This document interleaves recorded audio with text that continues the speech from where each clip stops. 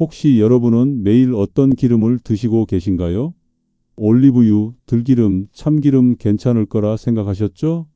하지만 잘못된 기름 선택은 암세포에 기름을 붓는 일일 수도 있습니다. 특히 60세 이후에는 기름이 곧 약이 되기도 독이 되기도 하죠. 저는 올해로 90세가 된 평생 암 환자만 돌봐온 의사 김영수입니다. 저는 지금도 주 3일 병원에 나가 환자들을 돌보고 있습니다. 휠체어에 의지하거나 거동이 불편해 보이는 환자분들을 보며 많은 분들이 어떻게 그 나이에도 저렇게 정정하게 진료를 보시나요? 하고 묻곤 합니다. 그 비결 오늘 여러분께 말씀드리겠습니다.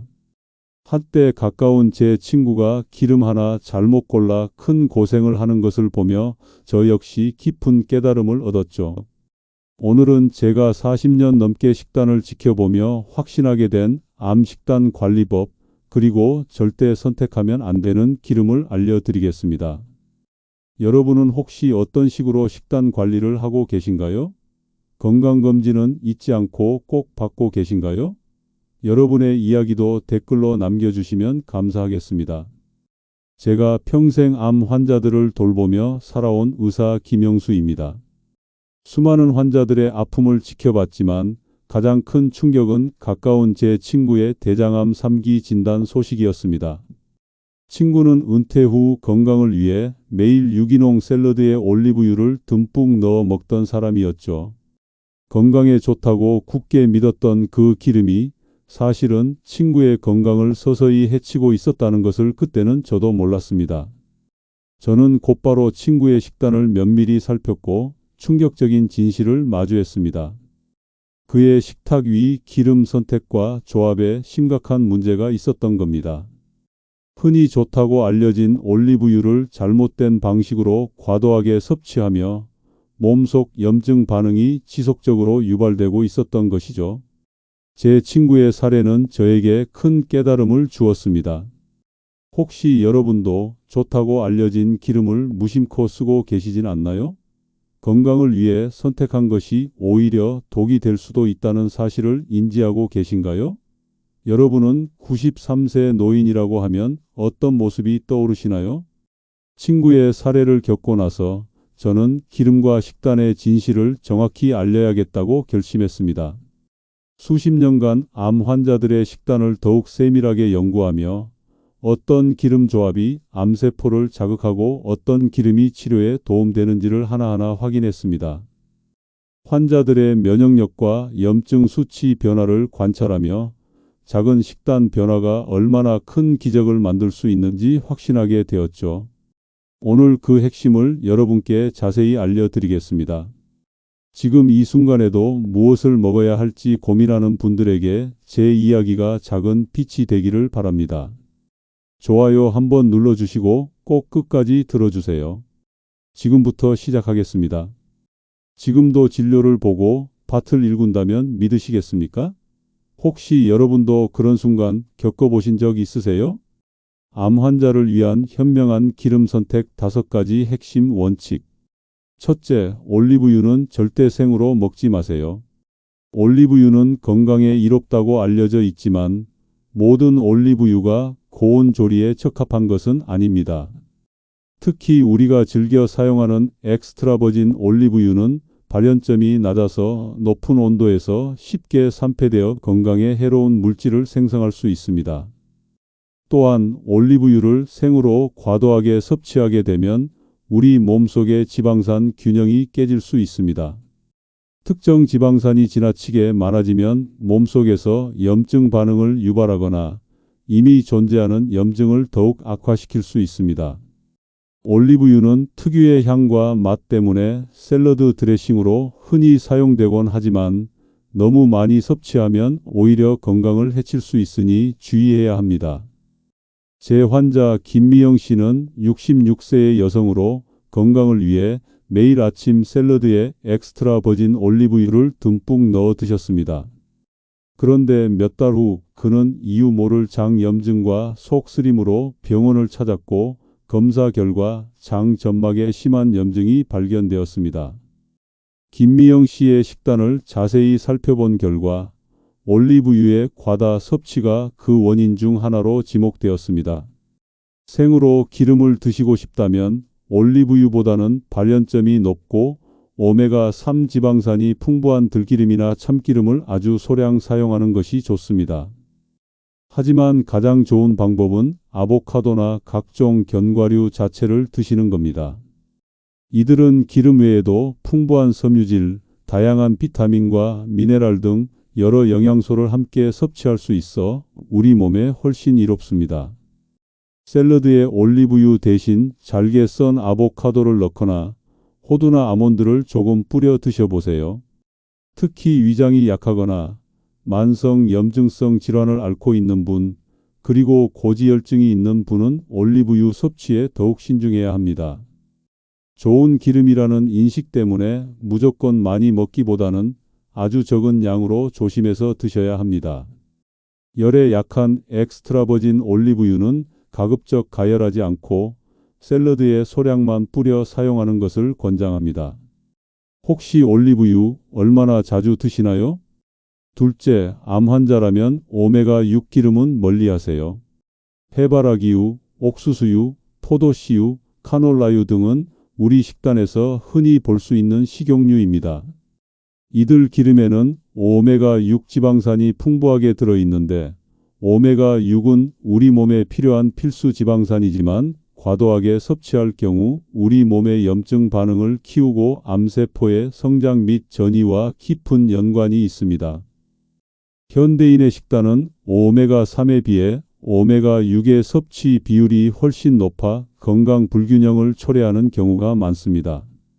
이재훈 환자분은 73세로 퇴직 후 건강에 신경 쓴다며 시중에 건강한 기름으로 홍보되던 포도씨유를 주로 사용하셨습니다. 튀김이나 볶음 요리를 할 때 넉넉하게 사용하곤 하셨죠. 하지만 몇 달 뒤 정기 건강검진에서 간 수치가 급격히 상승했다는 진단을 받으셨습니다. 정밀 검사 결과 지방간과 함께 만성 염증 수치가 높게 나타났고 과도한 오메가6 섭취가 그 원인 중 하나로 밝혀졌습니다. 마트에서 기름을 고르실 때는 반드시 제품 라벨을 확인하고 오메가6 비율이 높은 기름은 과감히 구매 목록에서 제외하세요. 대신 오메가3 비율이 높거나 비교적 오메가6과 오메가3의 균형이 좋은 들기름, 아마씨유, 생선기름 등을 선택하는 것이 현명합니다.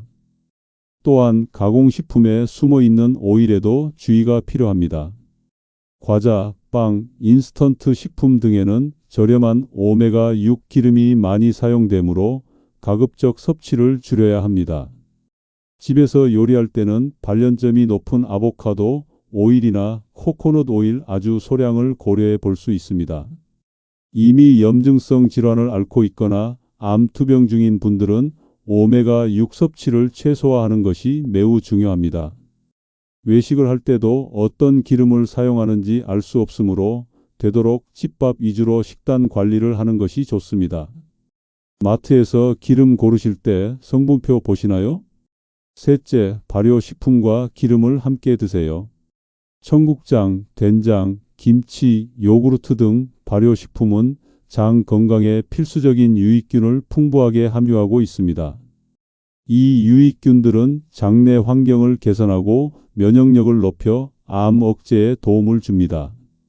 여기에 적정량의 들기름을 함께 드시면 놀라운 시너지 효과를 낼 수 있습니다. 들기름의 풍부한 오메가3 지방산은 강력한 항염 작용을 하며 발효식품의 영양소 흡수를 돕는 역할도 합니다. 70세 박민수 씨는 대장암 수술 후 면역력 회복에 어려움을 겪고 있었습니다. 저는 그에게 매일 아침 식사에 청국장찌개와 김치를 곁들이고 여기에 들기름 한 방울을 추가하도록 권유했습니다. 처음에는 반신반의했지만 꾸준히 실천한 결과 몇 달 만에 그의 면역력 수치가 놀랍게 회복되었고 전반적인 기력도 좋아졌습니다. 밥을 드실 때 청국장찌개나 된장찌개에 들기름을 한 스푼 정도 넣어 보세요. 김치를 볶을 때는 식용유 대신 들기름을 소량만 사용하거나 익은 김치에 들기름을 살짝 뿌려 드셔도 좋습니다. 중요한 것은 기름은 하루 1스푼 미만으로 제한해야 한다는 점입니다. 열에 약한 들기름은 조리 후 마지막에 넣거나 생으로 드시는 것이 영양소 손실을 줄이는 방법입니다. 나토나 요구르트에도 들기름을 소량 첨가해 보세요. 고혈압 환자나 신장 질환자는 짠 발효식품 김치, 된장 등의 섭취량을 조절해야 합니다. 나트륨 과다 섭취는 건강에 해로울 수 있기 때문입니다. 또한 발효식품이라고 해서 무조건 많이 먹는 것보다는 적정량을 꾸준히 섭취하는 것이 중요합니다. 김치 드실 때도 기름 생각해 보셨나요? 넷째, 생선기름, 가장 안전한 약기름입니다. 고등어, 참치, 연어, 꽁치 등 등푸른 생선에 풍부한 오메가3 지방산 EPA, DHA는 강력한 항염, 항암 작용이 입증된 안전한 지방입니다. 오메가3은 우리 몸의 세포막 건강에 필수적이며 체내 염증을 줄이고 암세포의 성장을 억제하는 데 도움을 줍니다. 이는 오메가6 지방산과의 균형을 맞춰주는 역할도 합니다. 정우진 할아버지께서는 80세로 오랫동안 고지혈증으로 고생하셨습니다. 약물 치료와 함께 식단 개선을 권유했는데 특히 등푸른 생선을 꾸준히 드시도록 했습니다. 매주 2~3번 고등어, 삼치, 참치 등을 섭취하도록 식단을 조절한 결과 몇 달 만에 그의 콜레스테롤 수치가 안정되었고 혈액순환 개선에도 긍정적인 효과를 보였습니다. 가능하면 생선을 구이보다는 찜이나 조림 형태로 조리하여 기름에 손실 없이 드시는 것이 좋습니다. 생선을 구울 경우 고온에 의해 오메가3 지방산이 파괴될 수 있기 때문입니다. 통조림 참치나 고등어를 드실 때는 기름을 버리고 물에 헹구어 먹는 것이 좋지만 건강한 오일이 담긴 제품이라면 소량 섭취하는 것도 괜찮습니다. 생선 섭취가 어렵다면 고품질의 오메가3 영양제를 복용하는 것도 좋은 대안이 될 수 있습니다. 생선 기름은 혈액을 묽게 하는 작용이 있어 혈액 희석제 항응고제를 드시는 분들은 반드시 의사 또는 약사와 상담 후 섭취량을 조절해야 합니다. 과다 섭취 시 출혈 위험이 증가할 수 있습니다. 또한 중금속 오염 가능성이 있는 대형 생선보다는 비교적 작은 등푸른 생선을 선택하는 것이 안전합니다. 생선 기름 약이라고 생각해 보신 적 있나요? 다섯째, 채소와 기름의 흡수 공식을 기억하세요. 비타민 A, D, E, K는 지용성 비타민으로 기름 없이는 우리 몸에 제대로 흡수되지 않습니다. 아무리 좋은 채소를 많이 먹어도 기름과 함께 섭취하지 않으면 이러한 필수 비타민의 흡수율이 현저히 떨어집니다. 이는 비타민 결핍으로 이어져 다양한 건강 문제를 유발할 수 있습니다. 최정숙 주부는 68세로 건강을 위해 매일 채소를 물에 데쳐 먹는 습관을 가지고 있었습니다. 하지만 꾸준히 채소를 섭취함에도 불구하고 만성 피로와 뼈 통증에 시달렸습니다. 병원에서 비타민 D 결핍 진단을 받았고 이는 채소를 기름 없이 섭취해 지용성 비타민 흡수가 부족했던 것이 주요 원인 중 하나로 밝혀졌습니다. 채소를 무조건 기름에 볶기보다는 데친 후 들기름 몇 방울만 넣어 무치거나 샐러드에 드레싱으로 뿌려 드세요. 데친 시금치나 브로콜리에 들기름 1티스푼을 넣으면 비타민 흡수율을 높일 수 있습니다. 당근이나 토마토 등 지용성 비타민이 풍부한 채소는 소량의 건강한 기름과 함께 섭취하는 것이 좋습니다. 예를 들어 토마토는 올리브유와 함께 조리하면 라이코펜 흡수율이 높아집니다. 기름을 너무 많이 넣으면 칼로리 과잉이 되어 체중 증가로 이어질 수 있으니 조심해야 합니다. 아무리 좋은 기름이라도 적정량을 지키는 것이 중요합니다. 또한 채소를 너무 오랜 시간 고온에서 조리하면 영양소 손실이 발생할 수 있으므로 단시간 조리하거나 생으로 섭취하는 것이 좋습니다. 채소 먹을 땐 어떤 방식으로 드시나요? 건강한 기름 섭취를 위한 추가 지침 놓치지 말아야 할 3가지. 첫 번째, 기름은 유리병 보관, 절대 플라스틱 안 돼요. 기름은 빛과 산소에 매우 취약하며 쉽게 산화됩니다. 산화된 기름은 건강에 해로운 활성산소를 생성하고 암을 유발할 수 있는 물질로 변질될 수 있습니다.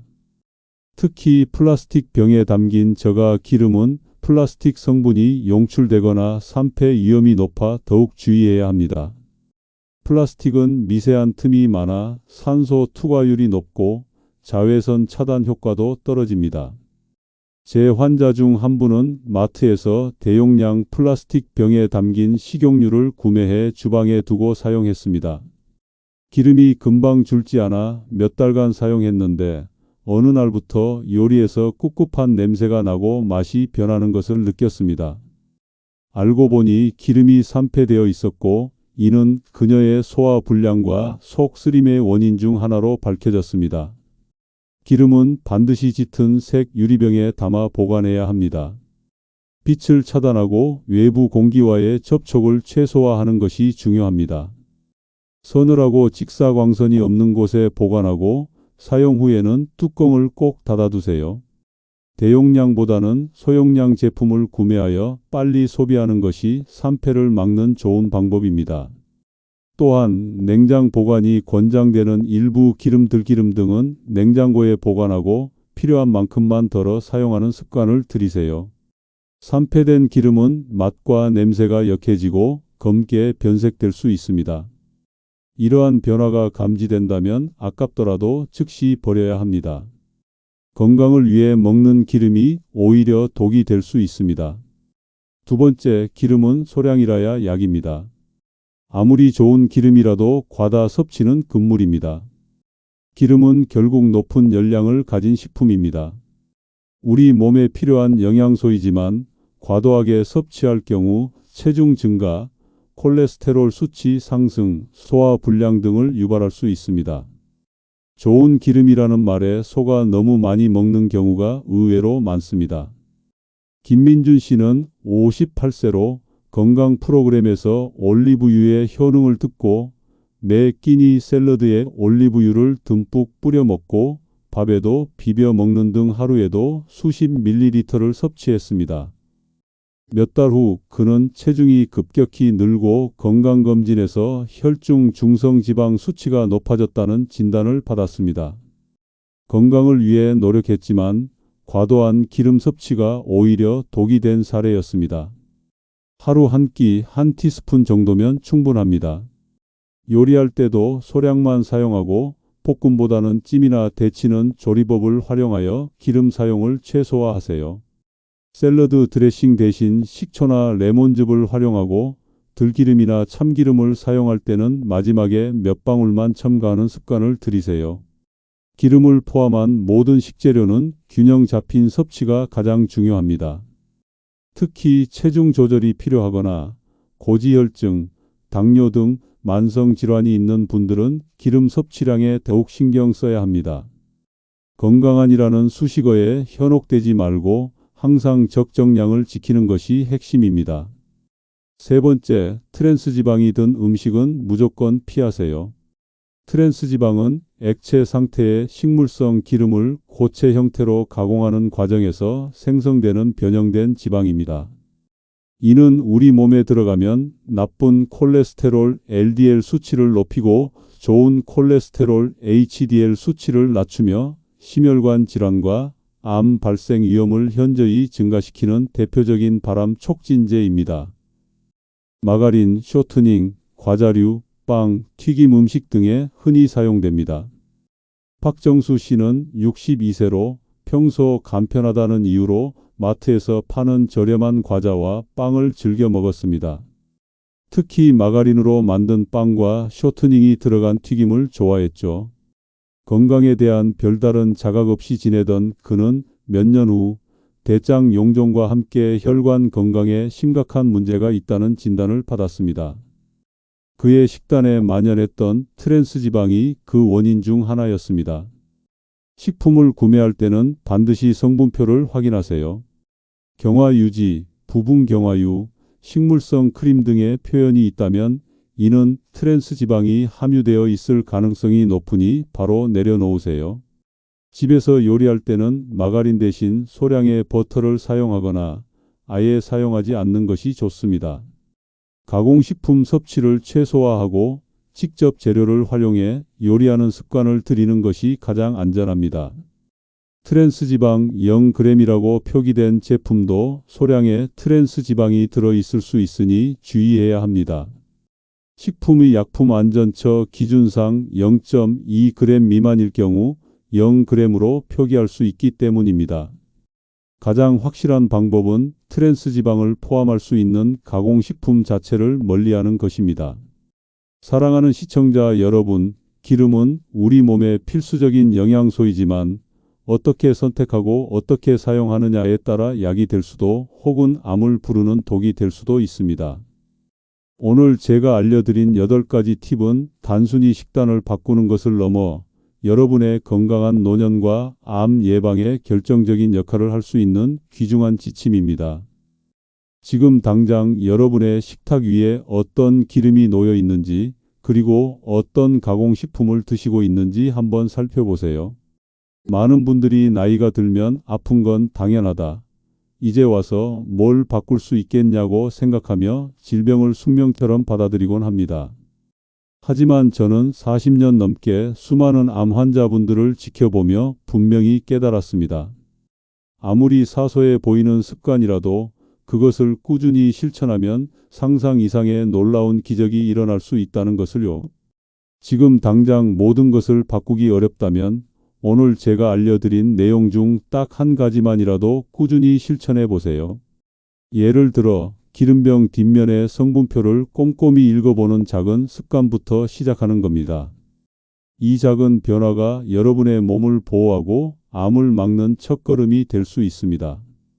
여러분, 건강은 젊었을 때부터 관리해야 한다는 말이 있지만 제 경험상 늦은 때란 없습니다.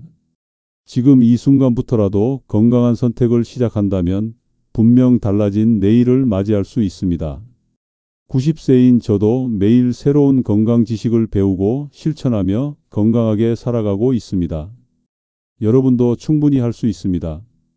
오늘 제가 전해드린 지혜가 여러분의 건강한 삶의 작은 씨앗이 되기를 간절히 바랍니다. 저는 매일 아침 거울을 보며 다짐합니다. 오늘도 건강한 선택을 하자. 나이가 들어도 여전히 배울 것이 많고 나눌 것이 많다. 이 다짐이 제가 90세에도 환자들을 돌볼 수 있는 원동력입니다. 여러분에게도 이런 다짐이 있나요? 혹시 오늘부터 시작하고 싶은 건강 습관이 있다면 댓글로 남겨주세요. 여러분의 작은 실천이 모여 큰 변화를 이룰 수 있습니다. 지금 시작하면 내년 이맘때쯤 여러분의 삶은 어떤 모습으로 변해 있을까요? 저는 여러분이 더 건강하고 활기찬 삶을 살아갈 수 있다고 확신합니다. 오늘부터 어떤 한 가지를 바꿔보시겠습니까? 다음 영상에서는 기름 없이도 맛있는 식단 구성법을 소개해 드릴게요. 건강한 식탁을 위한 실질적인 팁들을 가지고 다시 찾아뵙겠습니다. 기대해 주세요.